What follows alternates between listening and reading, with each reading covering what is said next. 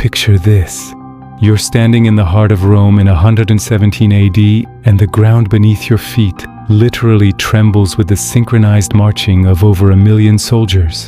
The air is thick with incense from 1,000 temples dedicated to gods from across 3 continents, echoing with the thunderous roars of 100,000 bloodthirsty spectators in the Colosseum, while golden eagles glisten atop legionary standards that stretch beyond the horizon like an endless forest of death. This isn't just any empire. This is the Roman Empire at its absolute terrifying peak, controlling the lives of over 60 million people across more territory than any civilization before or since had ever dreamed of conquering. But what I'm about to tell you will completely shatter everything you think you know about power, glory, and the ultimate price of absolute dominance. Because the same empire that conquered the known world and made kings tremble at the mention of Rome, his name would collapse so spectacularly, so utterly, so pathetically, that barbarian chieftains would literally be roasting pigs in the halls where god emperors once held court. If you love discovering the most dramatic rises and catastrophic falls in human history, absolutely smash that like button, because today we're diving deep into the most epic, most tragic, most mind-blowing story ever told. And trust me, every Hollywood blockbuster you've ever seen is just a pale imitation of this insane reality. Drop a comment below and tell me, what do you think was the single biggest mistake that brought down the mightiest empire in human history? Was it corruption, barbarian invasions, or something even more sinister? Let's rewind the clock to 753 BC, when Rome was absolutely nothing, and I mean nothing, more than a pathetic collection of mud huts scattered across 7 mosquito-infested hills, surrounded by hostile wolves, vicious bandits, and tribes that saw Romans as easy prey. The early Romans were basically glorified sheep herders and pig farmers who were so desperately primitive that they had to literally kidnap women from neighboring villages just to prevent their miserable little settlement from disappearing into the dust of history. They had no grand monuments, no sophisticated culture, no powerful allies. They were the underdogs that nobody expected to survive, let alone thrive. But here's where this story becomes absolutely mind-blowing and completely changes everything you think you know about human potential. These same primitive, mud-dwelling farmers would systematically develop the most sophisticated military machine the ancient world had ever witnessed, create the most advanced legal system that still influences our courts. Today, engineer infrastructure projects that modern civilization struggles to match, and build the most efficient administrative network capable of governing 3 continents simultaneously. They transformed from desperate village raiders stealing livestock to the undisputed masters of the entire Mediterranean world in less than 5 centuries. How the hell did they pull off this impossible transformation? The answer lies in their absolutely obsessive, borderline psychotic dedication to conquest, combined with a revolutionary approach to cultural integration that was genuinely unprecedented in human history. Romans didn't just want to win battles. They wanted to completely remake the world in their image while somehow managing to absorb the best elements of every civilization they encountered. The secret to Rome's meteoric rise wasn't just military genius, though their tactical innovations were revolutionary. It wasn't just superior technology, though their engineering was centuries ahead of everyone else. The real secret was their terrifyingly efficient system of controlled, calculated brutality, perfectly balanced with surprising, almost shocking tolerance and inclusion. Here's how their conquest formula worked, and it was absolutely diabolical in its effectiveness. Step 1. Conquer a city with overwhelming, merciless force. They'd crucify every rebel leader in sight, sell thousands into slavery, and burn entire neighborhoods to ash just to make their point crystal clear. But here's where it gets fascinating. Step 2 was offering the survivors something completely unprecedented in the ancient world. A pathway to full Roman citizenship, complete with legal rights, political participation, and economic opportunities that most people could never have imagined. they'd immediately begin construction projects that would transform conquered territories beyond recognition. Massive stone roads that could handle military traffic and trade caravans simultaneously. Aqueducts carrying fresh mountain water across hundreds of miles of terrain that engineers today struggle to navigate. Public bathhouses with running hot and cold water, heated floors, and social spaces that became the beating heart of community life. Amphitheaters for entertainment, forums for commerce and politics, temples that welcomed local gods alongside Roman deities. They weren't just conquering. They were upgrading entire civilizations, whether those civilizations wanted it or not. Their military machine was absolutely unstoppable. And I'm not exaggerating when I say it was the most sophisticated fighting force the world had ever seen. Roman legions weren't just armies. They were mobile cities of destruction that could march 25 miles per day in full combat armor while carrying everything needed to build fortified camps every single night. These camps weren't simple tents. They were temporary fortresses with wooden walls, defensive ditches, organized streets, command centers, medical facilities, and supply depots that could be constructed in hours and abandoned at dawn. Each legion contained approximately 5,000 highly trained, professionally equipped soldiers, supported by engineers, medics, scouts, siege specialists, and logistical experts. They carried siege engines capable of reducing any wall to rubble, possessed tactical formations so precise they could maneuver like clockwork, even in the complete chaos of battle, and maintained discipline that bordered on the supernatural. When Roman eagles appeared on your horizon, you essentially had two choices: surrender immediately and hope for mercy, or watch your entire civilization get systematically dismantled brick by brick, person by person, until nothing remained but smoke and memories. The psychological impact was just as devastating as the military one. Romans cultivated an aura of absolute invincibility through carefully orchestrated displays of power. Their triumphal processions were designed to psychologically crush opposition before battles even began. Imagine conquered kings being paraded through Rome in chains, while hundreds of thousands of citizens celebrated exotic animals from distant lands being displayed as symbols of Roman reach, and wagons overflowing with gold, silver, and precious artifacts that represented entire civilizations being absorbed into the Roman system. By the time Augustus became the first emperor in 27 BC, Rome controlled everything from the fog-shrouded forests of Britain to the sun-baked deserts of Egypt, from the Atlantic coasts of Spain to the ancient cities of Syria and beyond. We're talking about successfully governing over 60 million people across 3 vast continents, with communication systems that traveled at the speed of a galloping horse. The logistical achievement alone was absolutely staggering. Coordinating tax collection, military deployment, legal systems, trade regulations, and cultural integration across distances that most ancient peoples never traveled in entire lifetimes. The engineering accomplishments were so advanced that they remained unmatched for over 1,000 years after Rome's fall. Aqueducts that carried millions of gallons of fresh water daily across mountain ranges and valleys, with gradients so precise that modern engineers study them with amazement. Roads built so perfectly that many remain functional today, nearly 2,000 years later. Public buildings constructed with architectural techniques that wouldn't be rediscovered until the Renaissance. Concrete formulas that modern science is still trying to perfectly replicate. But here's where success becomes a double-edged sword. And this is the crucial turning point, where Rome's greatest strengths begin their slow, inexorable transformation into fatal weaknesses. The empire became so massive, so wealthy, so seemingly invincible, that it literally started rotting from within like a golden apple with a poisoned core. Picture this nightmare scenario. By 200 AD, Roman emperors were being assassinated so regularly, so predictably, that the average imperial reign lasted just 2.5 years.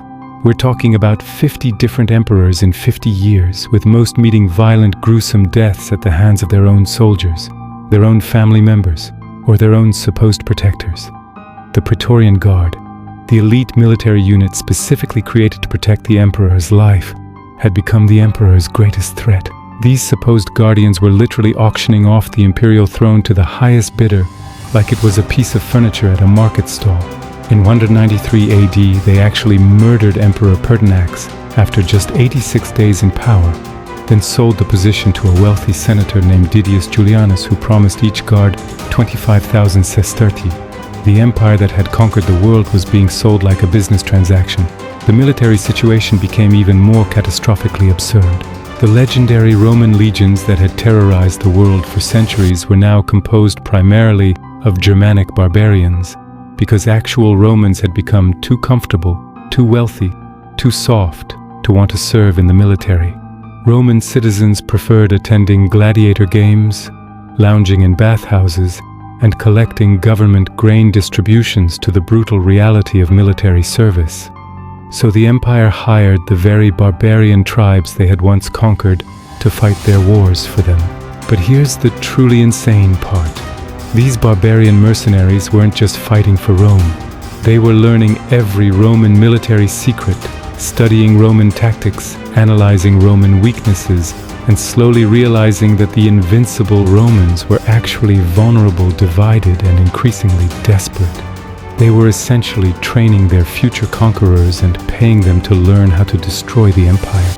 The economic collapse was even more spectacular than the military decay. Emperors were debasing the currency so severely that silver coins contained barely 5% actual silver. Inflation went completely insane. We're talking about price increases of over 1,500% in some regions. A loaf of bread that cost 1 denarius in 200 AD cost 20 denarii by 270 AD.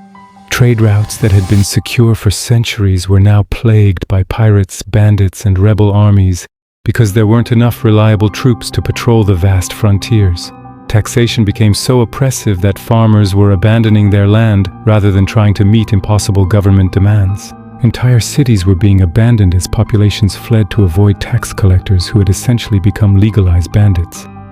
The middle class that had formed the backbone of Roman prosperity was being systematically destroyed by hyperinflation, excessive taxation, and constant civil wars. The cultural and religious unity that had held the empire together was fracturing along ethnic, regional, and religious lines. Christianity was spreading rapidly, offering hope to people who felt abandoned by traditional Roman institutions. But instead of adapting to this change, many emperors launched brutal persecutions that only strengthened Christian resolve while further destabilizing Roman society. The so-called barbarian invasions that followed weren't really invasions at all in the traditional sense. They were massive refugee migrations of entire tribes, complete with women, children, elderly livestock, and household possessions, fleeing even more terrifying enemies from the steppes of Central Asia. The Goths, Vandals, Franks, and dozens of other Germanic tribes weren't trying to destroy Roman civilization. They desperately wanted to become part of it, to enjoy its benefits, to live under its protection. But the Western Roman Empire was so weakened by decades of civil war, so bankrupted by military spending and government corruption, so divided by political paralysis that it couldn't handle the demographic pressure. Instead of developing systematic integration policies, Roman leaders chose panic, violence, and short-sighted political maneuvering that made everything worse. Here's the truly tragic irony that makes this story so heartbreaking. The Eastern Roman Empire, later called the Byzantine Empire, faced exactly the same pressures but actually survived and thrived for another 1,000 years. They dealt with the same barbarian tribes, the same economic challenges, the same religious transformations, the same military threats, but they adapted their policies, reformed their institutions, evolved their military tactics, and integrated newcomers into their society. They proved that Roman civilization could survive and flourish if leaders were willing to change with changing circumstances. The Western Empire chose a different path. They chose political paralysis over adaptation, military rigidity over tactical evolution, cultural exclusion over integration. They became obsessed with preserving an idealized vision of the past that had never really existed while ignoring the practical requirements of governing a changing world. The sack of Rome in 410 AD by Alaric and his Gothic army wasn't just a military defeat. It was the psychological death blow to an empire that had considered itself eternal. invincible, chosen by the gods themselves. Romans had believed so deeply in their own mythology of invincibility that when barbarian armies were literally camping in the Forum setting up cooking fires between ancient temples, many citizens thought it had to be the supernatural end of the world, rather than the logical consequence of decades of political failure. The second sack by Genseric and the Vandals in 455 AD was even more devastating because it demonstrated that Rome's weakness wasn't temporary but permanent. The city that had once made kings tremble was now being systematically looted by tribal armies that Romans had once considered barely human. What's truly remarkable is how quickly the transformation occurred. In 400 AD, Roman armies were still campaigning across Europe and North Africa. By 450 AD, the Western Empire controlled little more than Italy, and even that control was tenuous. By 470 AD, Germanic kingdoms had replaced Roman administration across most of Western Europe, though many maintained Roman legal traditions, administrative practices, and cultural elements. The final act of this thousand-year drama was almost anticlimactic in its simplicity, which somehow makes it even more tragically poetic. The last emperor of the Western Roman Empire was a 16-year-old boy named Romulus Augustulus, and even his name was loaded with bitter irony, combining Rome's mythical founder with its greatest emperor. This child had been placed on the throne by his father, a military commander who thought he could control events that were far beyond anyone's control. In September 476 AD, a Germanic chieftain named Odoacer, who had been serving as a Roman military officer, simply walked into Ravenna with his army, politely informed the teenage emperor that his services were no longer required, and suggested he might want to consider early retirement.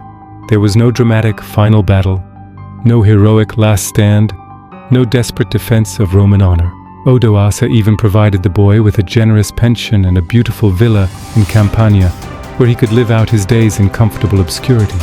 The imperial regalia, the crown, scepter, and purple robes that had symbolized ultimate power for over 4 centuries, were carefully packed up and sent to Constantinople with a diplomatic message that essentially said, "We don't think the West needs a separate emperor anymore, but thanks for everything."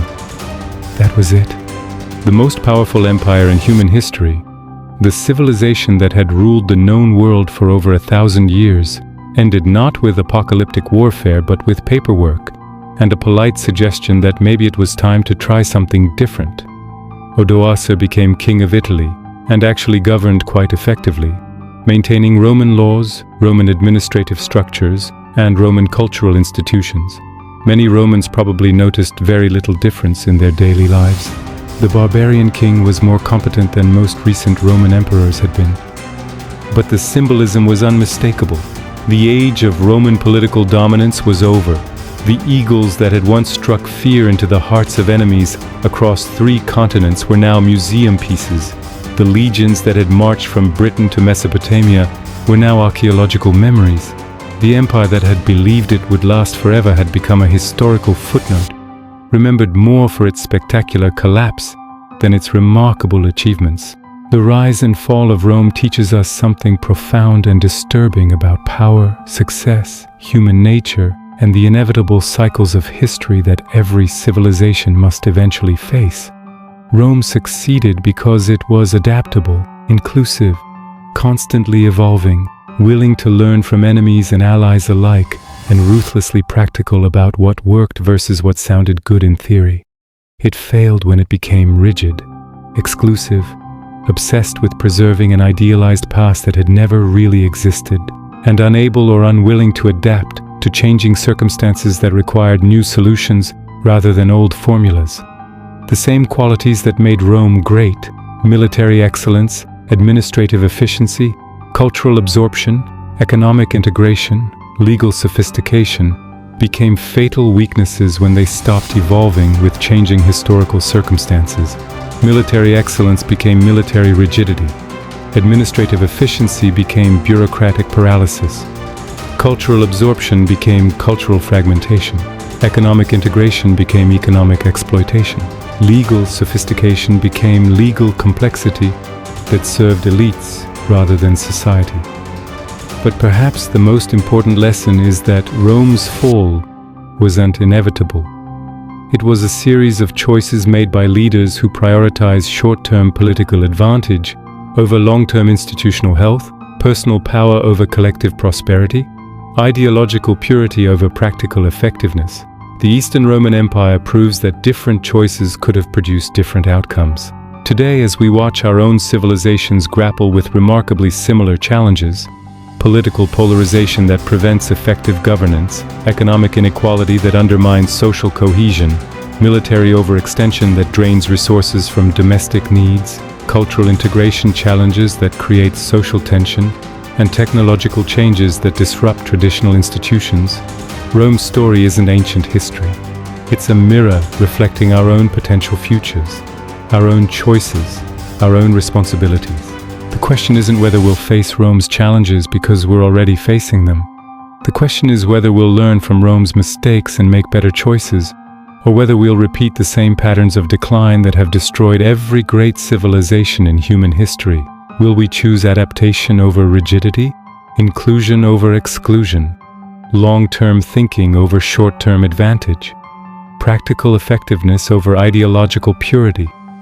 The Romans thought they were different, special, chosen by destiny to rule forever. They were wrong. Are we making the same mistake? What do you think? Are we seeing similar patterns in today's world powers? Are we heading toward our own dramatic transformation, or can we learn from history's greatest lessons? Let me know your thoughts in the comments below, and don't forget to subscribe for more epic historical deep dives that will completely change how you see the world and your place in it.